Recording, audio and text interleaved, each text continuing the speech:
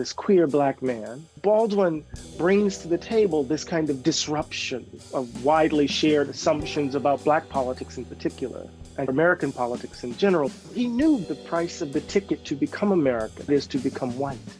And he screamed selfishness, deep-seated racism, have broken the body politic, broken the background agreements that allow us to be together. Reaganism or Trumpism, neoliberalism, or whatever you want to call it, is bankrupt. It's all coming up on the Laura Flanders Show, the place where the people who say it can't be done take a back seat to the people who are doing it.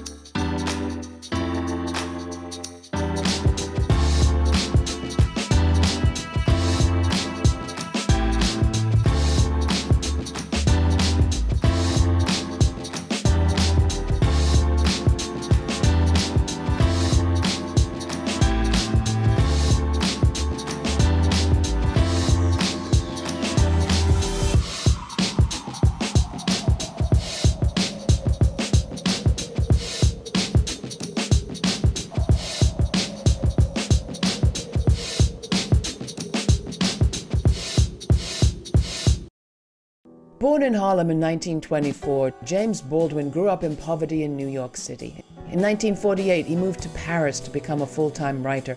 His first novel, soon to become a classic, Go Tell It on the Mountain, was an autobiographical work about growing up in Harlem. Throughout the rest of the 50s, Baldwin moved around Paris to New York City to Istanbul.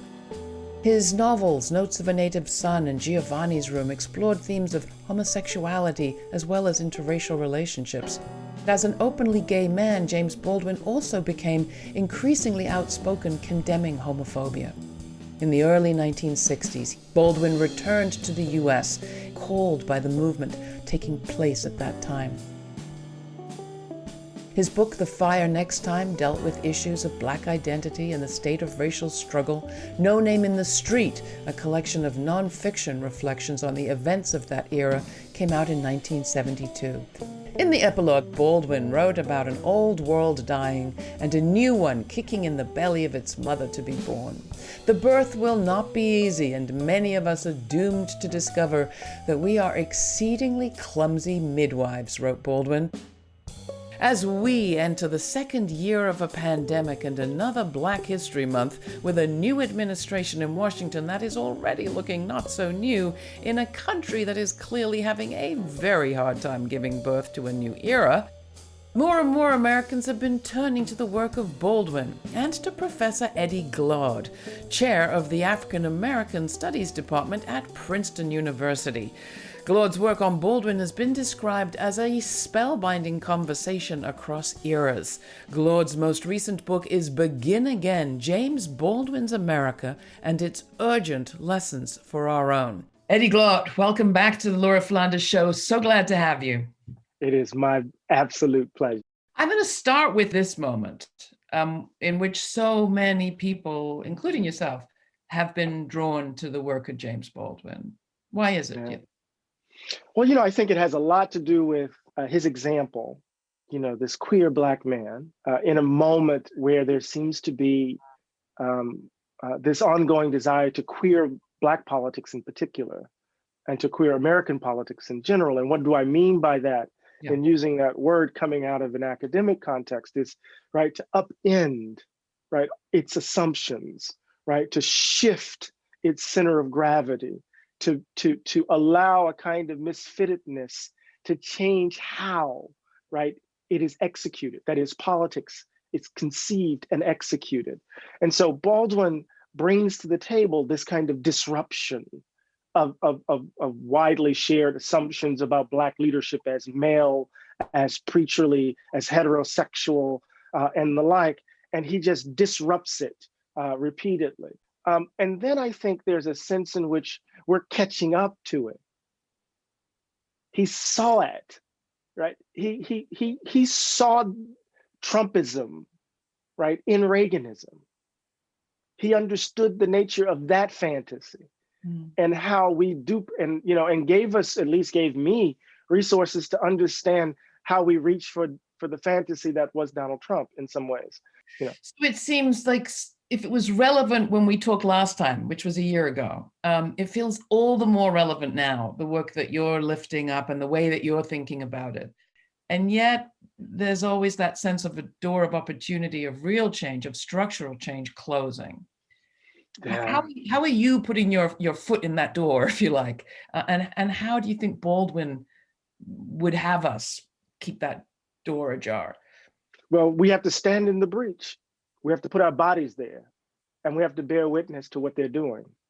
Baldwin, in his last interview, when cancer is ravaging his throat, he says, I kept saying I felt like a broken motor. I kept saying the same thing over and over and over again. You can only go to Texas so many times, but he kept bearing witness, And he says, and he said in some ways, he knew why the country did what it did.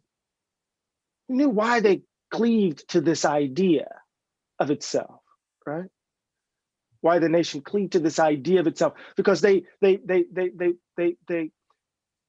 required this notion of whiteness in order to absolve itself of guilt, to absolve itself of what it has done to generations of people. And here we are in our moment right now, watching folk cling to it, right?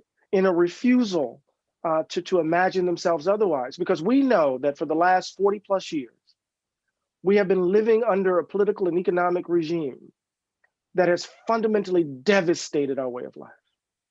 That all the evidence lets us know, all the evidence is clear that Reaganism or neoliberalism or whatever you want to call it is bankrupt.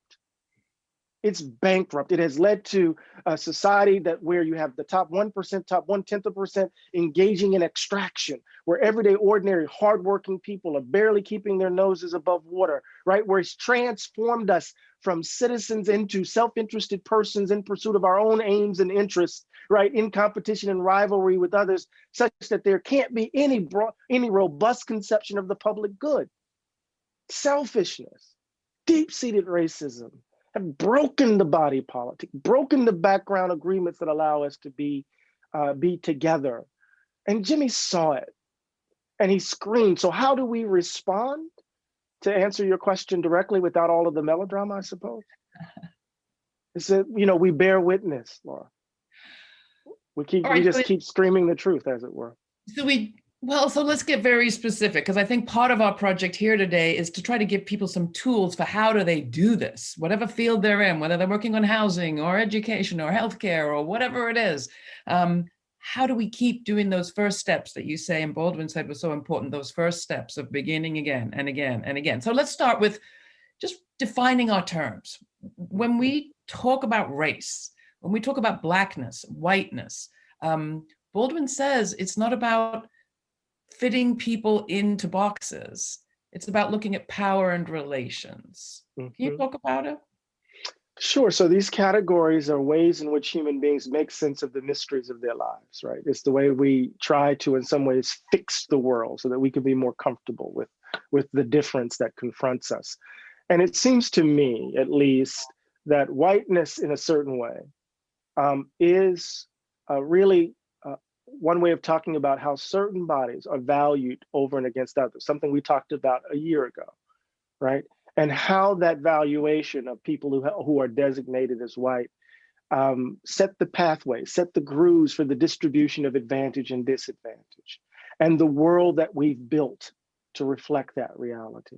So when we think about race or racism, what we're thinking about are patterns, historical patterns of disregard rooted in a certain idea of who's valued and who's not, right?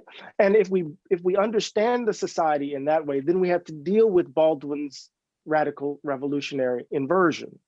At the heart of Baldwin's corpus is this. I've been saying it over and over again, is that America's original sin is not slavery. America's original sin is not the extermination of Native peoples. America's original sin is the price of the ticket to become American, and that is to become white. So whiteness allows for all of those folk who flee from Europe to this place, allows them to see themselves in a particular sort of way, and then to hold on to that idol, and then to build a world that reflects it, which then justifies the extermination of peoples, which then justifies the enslavement of peoples. So when we think about race, in this sense, Baldwin wants to say this is the category that allows us, or keeps us from grappling with the emptiness on the inside of us. So America is this unique expression of a certain kind of modern angst at the heart of the Western modern project at work. The story of Baldwin sometimes leave women out, but there are so many in that story. Margaret Mead, Carol Weinstein, his sister-in-law, his first biographer is a woman. Talk about his female lineage, if you will, or how you see that. Sure. Yeah. Yeah, you know, he dedicates No Name in the Street to a number of figures, but the first person is Bernice, his mother. And when you go to the cemetery, both him and his mother are right next to each other. And the first words in No Name in the Street are Bernice's words, Mrs. Baldwin's words. There's a sense in which Baldwin inhabits a kind of masculinist discourse at times that I think gets him into all sorts of trouble.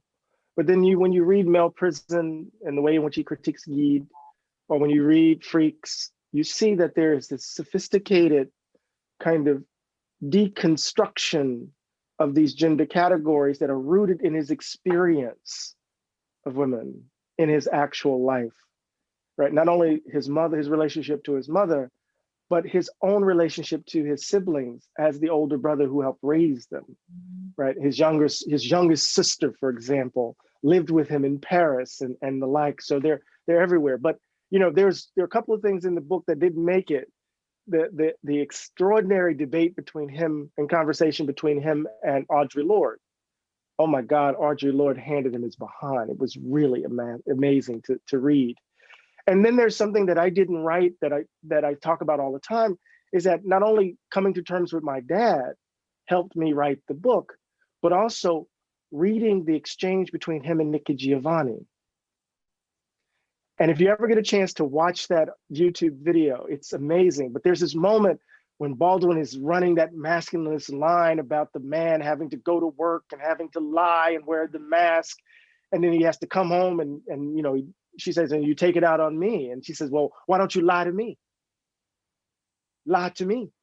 And Baldwin is there confused. Right now, he's this grand figure, and Nikki Giovanni is this young voice, brash, confident, but she stopped him in his tracks. And it's in that moment that she gave me license to say to him, you're wrong, Jimmy. You're wrong, but I appreciate the risk, right? If that makes sense. I think it does, but this question of understanding our society came back to me, of course, every election, it comes back to me, why do white women vote the way they do? Yeah. And just to illustrate how one can constantly be informed anew, even about things that you thought you knew. I was reading Stephanie Jones Rogers' book, They Were Her Property, about white female slave owners in the South. And I had only kind of started it before the election. I'd heard of it, I'd picked it up. But after the election, I started reading the details.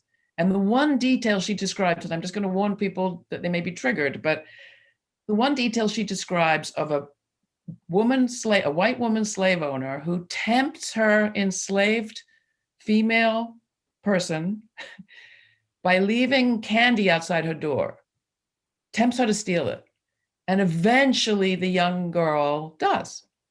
And this woman, Stephanie describes, then asks her young daughter to come and help her keep the enslaved young woman under the rocker of her rocking chair while she rocks on her head until she's disfigured. And that hit me in a whole new way. And I'm just saying, I'm going to, end my 50s this year. And I'm learning new things, newly, deeply painful things about whiteness and femaleness in America. And Stephanie suggests that 40% of slave owners were women. They didn't own as many, they didn't use them for the same purpose, but it was property that white women could own when they could own very little property. So I only insert that to say I've been doing this a long time, and that story was new to me and has affected me in a new way. And those questions connect, right? because Baldwin wants to say that the depth of the American sickness cuts to the heart of who we are, that these people knew that they were selling their children. That gives us a sense of the depth of the sickness, or that white women could participate in unimaginable cruelty, and as they themselves benefited from whiteness itself, even as they were subject to the cruelties of patriarchy, right? So there's this deeply personal sense, because Baldwin insists, he uses the line in No Name in the Street from Socrates that the unexamined life is not worth living. And he says it because he thinks the messiness of the world is actually a reflection of the messiness of our interior lives. Mm. You say it was personally painful for you to do this work, and that had something to do with your relationship with your father. You don't go into it deeply in this book. Maybe there's another book there. But talk about that and what it's done to you to admit you still have pain to deal with. Yeah. So here I am trying to write about Jimmy. I've been teaching him for 20 plus years, reading him for 30, and found myself grappling with the fact that I'm this wounded little boy whose father deposited fear in his gut from an early age. There's a story I'm telling. I'm writing this book called The River City, named after my little hometown in Moss Point. And my mother tells this story, and she tells it with a laugh. My dad had just returned from Vietnam. I'm in the crib next to the bed, and I wanted to wake them up, so I was throwing my bottle, my water, the milk onto his face, and he woke up and snatched me and had me in the air. And that's all my mother could see was my onesies and my feet swaying. And she tells it in a joking, loving manner, but it becomes for me a kind of image that's prior to my memory of this man depositing fear in me. And I've been trying to prove ever since that I'm courageous. And so I've been writing, so I'm trying to write about Jimmy, right? And I could not get the sentences on the page until I confronted me. Yeah. Otherwise, I was just trying to imitate. I was mimicking. Yeah. I couldn't write my sentences. And so Jimmy has his Johnny Walker Black, I have my Jameson. And so I was just downing Irish whiskey, trying to write my kind of sentences, but it required to deal with the messiness here before I could say anything about the messiness in the world. So what should we do at this point, Eddie, Professor Glaude? Do we pivot neatly to a slightly more optimistic and positive part of this interview, or do we keep going here? Keep going. Let's keep going. We got to deal with the funk. We can do both and. We can do both and. So let's talk about both and. So when you talk about we need living arrangements and political arrangements and policies that remedy some of what we're talking about, what might they look like? I think we need a public infrastructure of care, right? To move beyond social safety net talk. We don't need that. That's language that's tethered to the New Deal and the like. We don't need to go back to that frame. I think we need a broad public infrastructure of care that reflects a different kind of moral and social contract we have with each other. Because they've broken the previous contract. That contract no longer obtains. The contract that kept American workers from organizing like the rest of the world, all that's gone. It's out the door. The contract that salvaged capitalism with the New Deal, that's gone, right? And so we need a different kind of moral and social contract with each other. And I think one of the ways to represent that is a public infrastructure of care that has at least three legs, right? One involves healthcare, where we say to each other that we're going to invest in the fact that all of us will have quality healthcare, no matter, our class, no matter our zip code, no matter our color and the like. So, we're going to make that a central feature of our being together. Mm-hmm. Another leg would be education. We're going to guarantee every child in this country not only the ability to, that they can make dreams, that they can dream dreams, but they can acquire the ability to make those dreams a reality. So no matter your zip code, your color, your gender, right? We're going to spend the same amount of money on every child. We're not going to allow wealth and color to determine advantage and possibility, right? So we're going to invest in education from K, from preschool, all the way to college, right? That's going to be our contract with each other.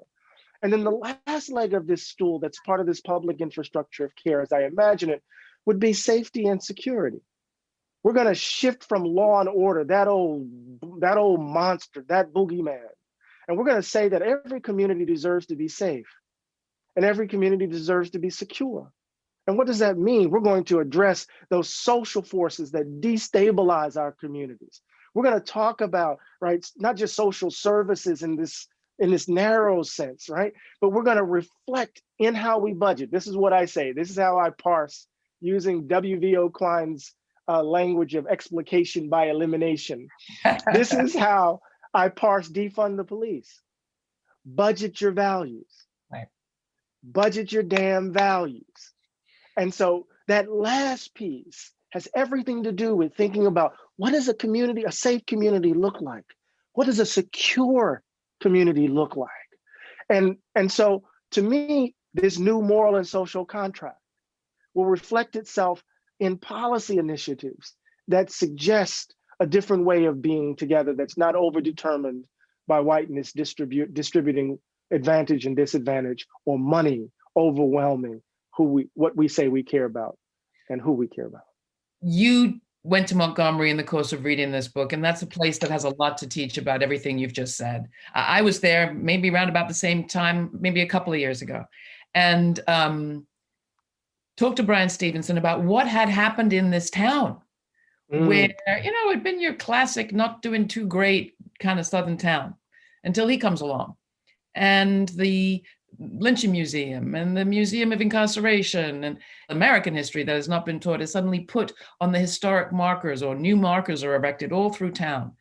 And I filmed some of the school kids reading those markers aloud. And I filmed Bryan Stevenson opening a new part of the museum that had to do with lynchings in the 50s and since. Claiming, or just reclaiming, or just claiming for the first time the truth of that history has been really great for Montgomery. It was almost as if the town was proud of itself. And I'm talking white as well as Black. Yeah, the civil rights tourist industry is complicated, though. Well, okay, but... And what I mean by that is that, I read the Legacy Museum and the Lynching Memorial as efforts to disrupt the way that story is narrated in places like Montgomery. And it's always these kind of jarring juxtapositions. I flew into Birmingham and I drove to Montgomery, and between Shuttlesworth Airport and the Legacy Museum was all of this detritus in between, right? The big Confederate flags, the Confederate Monument Memorial Highway, all of this stuff in between the two.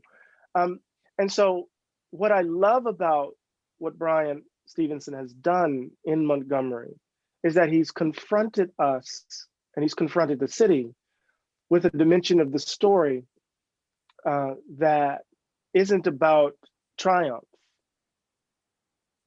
right? When you confront the soil, and I remember these scenes, Laura, where people would be in the museum and they're leaning to see if they could read if that jar of soil came from where they were from. And so that's the violence, those coffins, steel coffins hanging, that's what they look like to me. That's not going to end in triumph. The arc of that story is not, the absolution in any melodramatic sense. So I think what he's doing in this fascinating way is forcing us to confront a dimension of our story that can actually open us up to a different way of being in the world, but also resist the standard narrative of the civil rights tour, right? Which is always triumphant in a way. So it's really fascinating to me. But at the same time, be kind of good for the economy of the place. You took it right out of my mouth. That's exactly what I was going to say. Look at downtown Montgomery. It's dramatically different than anything I could remember in the 80s. So the last time we had you on the show was in April 2020. I asked you then the question that I often ask at the end of the show: what do you think is the story the future will tell of now? And you said that this will be remembered as a time when the nation faced a momentous choice. Either we will finally choose to leave behind the baggage that has kept us from being a genuine democracy, or the nation would double down on its ugliness, and that would serve as the last choice it could ever make. So how do you think we're doing? Have we passed that point? Are we still in it? Which? We're still in it. And we have to understand that in the interim between that answer and the answer today, so many people have been put in the ground. Yeah. We've lost so many for no reason. And so I'm still praying, I'm still hoping, I'm still acting, but the answer is not yet in. Professor Eddie Glaude, thank you so much. You can find our previous interview at our website and a whole lot more on Baldwin in our archives. Thank you. For more on this episode and other forward-thinking content, and to tune into our podcast, visit our website at lauraflanders.org and follow us on social media at The LF Show.